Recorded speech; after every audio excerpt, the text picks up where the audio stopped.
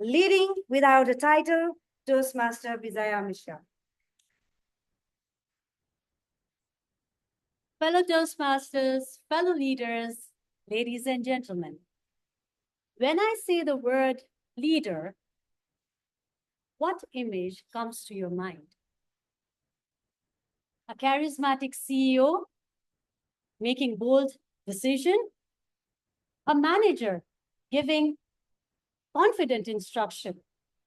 Maybe a political figure standing tall at the podium. Now picture this instead. A woman juggling breakfast, packing school bags, rushing for the 8 a.m. lecture, comforting a lab technician who is stressed out for a machine breakdown, and resolving conflict between two junior residents. Not the typical definition of leader, right? As in textbook. Well, that woman, that leader is me.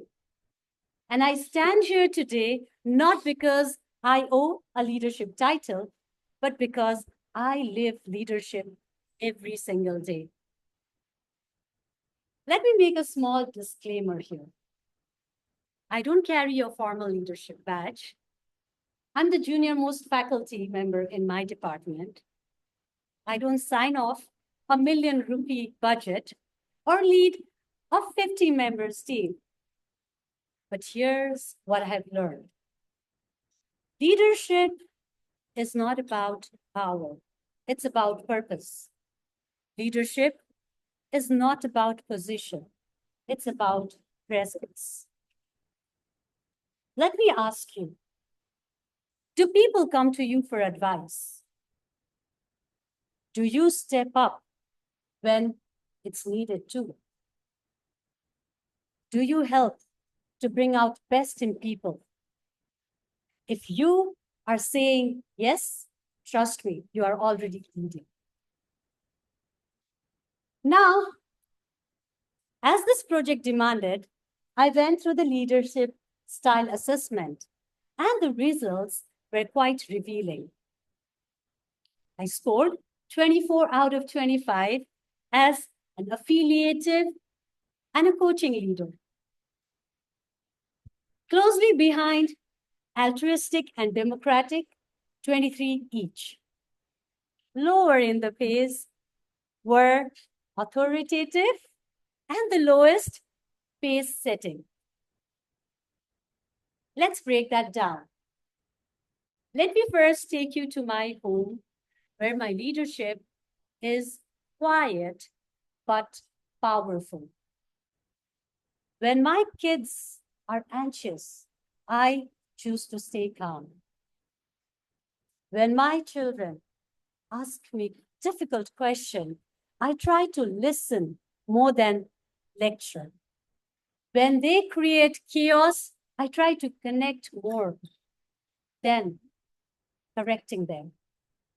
This is altruistic leadership based on harmony, emotional connection, and trust.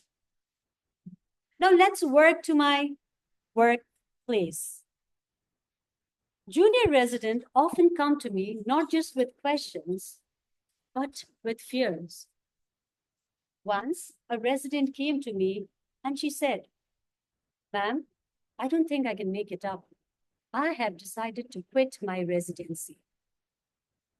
Now, instead of telling her that she was wrong, I asked her, "Why is it that you're feeling this way?" We talked for hours, and I came to realize the family challenges that she was going through and how she was juggling between studies and raising two children. I shared with her my story of how I had left my 7 months old back home during my residency. After our conversation, she felt heard, she felt seen, she felt understood. Sometimes leadership is not about solution. It's about giving space. And when we serve others without seeking applause, that's when we practice altruistic leadership. Now, I do guide my students for their thesis and presentation. And I don't provide them answer. Rather, I impose them with good questions. And when we help individuals unlock their potential, we practice coaching leadership style. And my democratic style, it thrives on collaboration. I involve my laboratory technicians whenever we have key discussions on performance. I involve, I listen, and I value the insight of people around me. Now, coming to the lowest scorer, the pace setting. Initially, I felt inadequate. Now, shouldn't I be rushing or pushing harder? But later, I realized that my style was more on providing that space to the individual rather than setting an impossible pace. I created an environment where people feel safe to reflect, to be heard, and yet feel respected. So that's all my leadership style, rooted with love, care, empathy, and respect as I adapt with the authoritative and the pace setting style. So, fellow Toastmasters, dear audience, leadership is not just about the title that you hang on the door or something that's as a spotlight on the stage.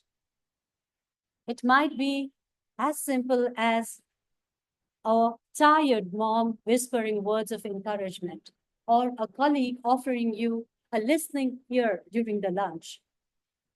You do not always have to command to lead, and you do not always have to shout to be heard. Sometimes leadership is like you, and sometimes it's like me. So whenever sometimes someone asks you in future, are you a leader? Don't look at your title. Instead, look at the hearts you have held, the minds you have touched, and the lives you have inspired. Over to you, Madam Toastmaster.